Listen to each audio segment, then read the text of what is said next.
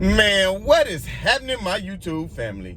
Of course, it is your boy B New coming at you on this Monday morning. And as always, I just want to send positive vibrations and blessings out to everybody. I hope that you have a wonderful day and a great week as well. So with all that being said, yesterday I did touch on the fact that Kyrie Irving was injured.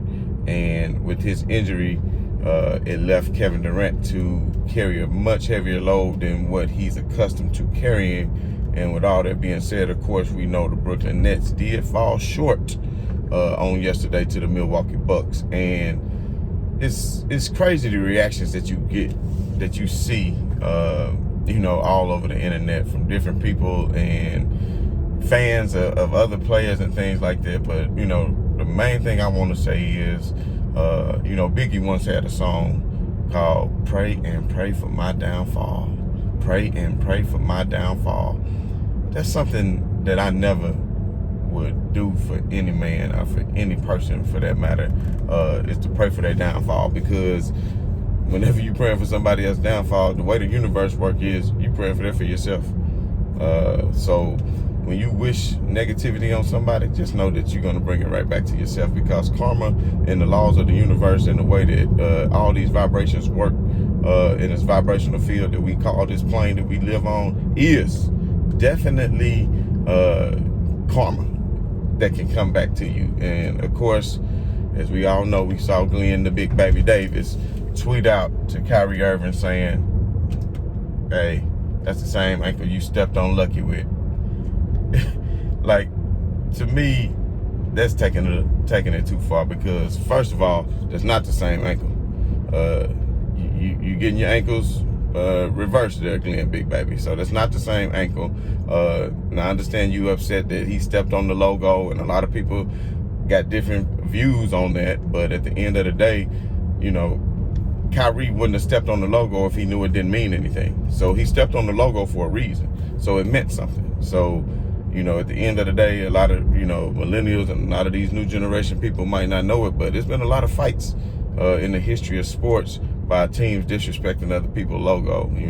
We all remember T.O. Running out to the Cowboys star and celebrating, and, him getting tackled right in the middle of the field for doing such. You know what I mean? And we also remember Florida State and the U and stomping on the midfield and the ensuing fight and everything that happened with that. And, even more recently with my Tennessee Titans, when the Ravens came out and disrespected him on the stomp on the middle of the field after they sealed the game with the interception in the playoffs. So, it is a form of disrespect. But at the end of the day, by Glenn Big Baby Davis tweeting that, it's not saying that you was praying for his downfall, but you saying that it's karma. I mean, who knows how the universe works? I doubt that that's karma, but it's funny that the logo and the mascot name is Lucky. But the thing is, even LeBron tweeted out to Kyrie, and we all know what his tweet said, with the prayers up, and at the end of the day, a lot of people thinking that, this was disingenuous by one LeBron James, because now he probably thinking, oh yeah, I had an ankle sprain. Now you're going to see how it feels. But to me, the type person that LeBron is, I think he wants to see, even as a fan of the game, he wants to sit back and see everything play at the most ultimate level, and to actually see Kyrie healthy. He's probably cheering on his dear friend Chris Paul. Even though they beat him, he's probably cheering on the Phoenix Suns, as we all know what they did to Denver last night. He's probably cheering on the Phoenix Suns to take care of business and win the finals, for his friend to finally get a ring. But at the end of the day, whether it's heartfelt or not, his condolences still went out to his former teammate. And at the end of the day, my condolences go out as well, and I hope everybody else's does too. And what I mean by that is, we want a speedy recovery, because we do want to see people at full strength playing their very best. Now, a lot of people will say, well, they created a super team, now things are more just even out. And it's people that's going around even saying, and I want y'all thoughts on this, it's people that's going around even saying that Kevin Durant should not, it's asking too much for them to be able to win this series now. It's asking too much? How is it asking too much? I mean, that's the thing. Like, I guess they want to hold LeBron James always to a different standard than that of other players in the association, because everybody want to say, well, Kevin Durant is going to be in the conversation for the GOAT. Kevin Durant is now the best player in the league. Kevin Durant is the best scorer of all time. Kevin Durant, whatever. That's what the pundits say. That's what the fans say. That's what everybody say. That's what all the LeBron James haters say is. And so when Anthony Davis went down and you looked around at one LeBron James who was still banged up somewhat himself, and you look around and you see Caruso. You look around and you see Kuzma. You look around and you see 0 Point Schroeder. He need to change his number to 0 on the front of his chest like Damian Lillard. He rocked a 0 on his chest because he's not the best. But anyway, don't let me get too far off topic. The main thing is LeBron looked around and that's what he saw, and everybody still expected them to be able to go ahead and win and take his team to the next level. And then you have to remember all the times when after Kyrie left LeBron and he was there in Cleveland with just Kevin Love, he was still able to get the job done and get his team to the finals. And then not to mention, the younger LeBron James when he carried teams to the finals just at the young, tender age of 23 years old. So at the end of the day, people just need to stop just holding LeBron, I guess, to such a high standard if you're not willing to do that to the other players. It's the other great players like a Kevin Durant. Because me personally, I look at the rest of the Nets roster and I look at Brown and I look at Jeff Green and I look at Blake Griffin and I look at Joe Harris and I see shooters. I see Jeff Green, a slasher and a shooter. I see Brown, who's playing very strong on defense, able to get to his spots, knocking down open jumpers. I see Claxton hustling hard on defense. Like Kevin Durant, you're going to have, and this is what separates LeBron James from other players, is people always say, well, he doesn't make players better, all this BS is he is going to have to use the court vision to find other players, because if the Milwaukee Bucks are smart, their defensive strategy will be let the others beat us. Just like the way Phoenix Suns did to LeBron. They going to double, triple team, build a wall, play zone defense, not allow him to penetrate, not allow Kevin Durant to get to easy spots. And whenever he gets the ball in his hands, double him and force the ball out of his hands and make him make a decision on who needs to get the ball. And then you're going to have to depend on these other Brooklyn Nets, as Shaq like to say, others, to be able to go out and hit shots in order to win the game. I wouldn't count the Brooklyn Nets out necessarily.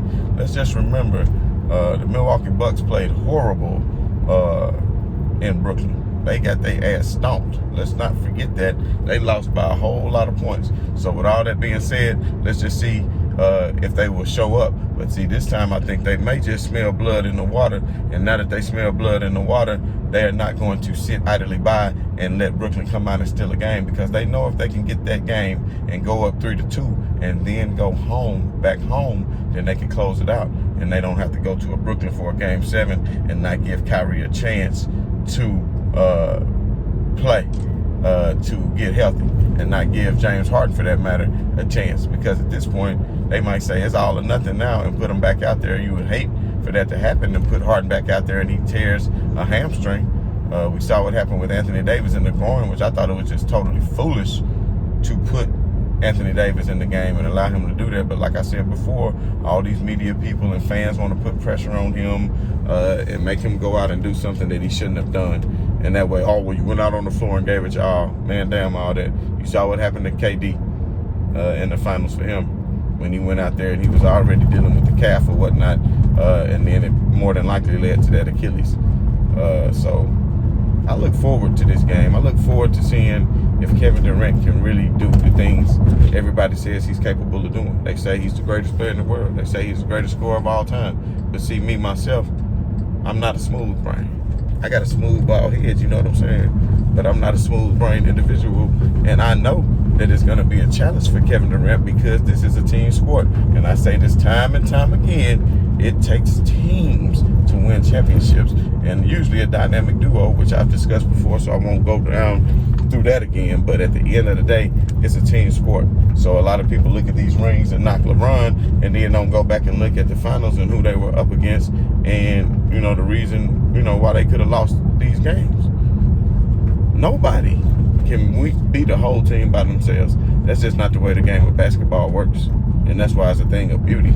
It teaches you how to work with one another, and that's why it's a great sport for young men to get involved in, because it teaches camaraderie, it teaches teamwork, it teaches sportsmanship, and discipline and things like that. And it's good to keep children involved in these kind of things as they coming up, because that'll take them off the streets or whatnot. But at the end of the day, what I'm trying to tell you all is it's now time for Kevin Durant to do his thing.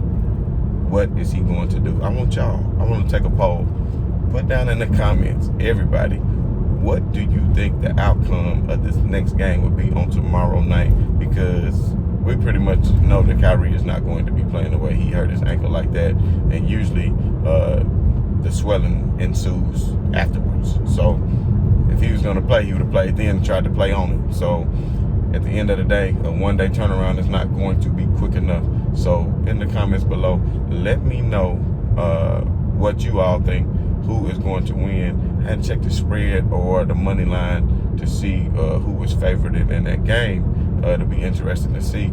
I would probably think that Vegas, depending on where the money has already been laid, Vegas is probably going to be leaning towards a Brooklyn Nets, probably by a small favorite. If I was setting the line, I'd probably go Brooklyn minus the 2, something like that, just because of how short-handed they are without their 2 major superstars. But at the end of the day, this may be Giannis's only chance to have a go at a championship. And even if they do put out the Brooklyn Nets, they probably will not beat the Philadelphia 76ers. And with that being said, I don't think they would be able to beat the Clippers or the Utah Jazz. So, Giannis, you signed that deal. You want to stay down there. Hopefully they can surround you with more talent. I mean, Middleton is good, Drew Holiday is good, but when you have a talent such as that of a Giannis Antetokounmpo, then you need to go out and get some better all-star players than what they have surrounded him with. But at the end of the day, Giannis needs to step his game up as well and be able to start making those outside shots. So hopefully over the summer he'll continue to get better, because he likes to take the three-point shot. He just needs to improve on making those shots. But anyway, we won't focus too much on that because that's a game for tomorrow night. I just want to get a reaction from yesterday. And then, as we all know, the Denver Nuggets lost on last night and was swept by the Phoenix Suns. And I'm gonna go ahead and be honest with you. I'm shocked because prior to the series, I was not picking Phoenix. But the thing is, the way Chris Paul has them playing, and I think the confidence that they built from beating the Lakers and now from sweeping another team, I think that now, granted, if Denver would have had Jamal Murray, then that series could have worked out a little bit differently. I'm not saying Denver necessarily would have won, because the way Phoenix is playing is phenomenal. But at the end of the day, Phoenix probably taking on the Clippers, I probably would not pick them unless Serge Ibaka starts. He needs to get healthy. It's starting to look like that won't happen. But also, I just don't think they're going to beat the Utah Jazz, because when the Utah Jazz get back home, considering they still have home court, the Clippers hadn't stolen home court from them yet. And even if they win tonight and tied up 2-2, they're going back home to Utah, where you know how they play in Utah. And the thing about that crowd out there is they're going to have Utah hitting on all cylinders.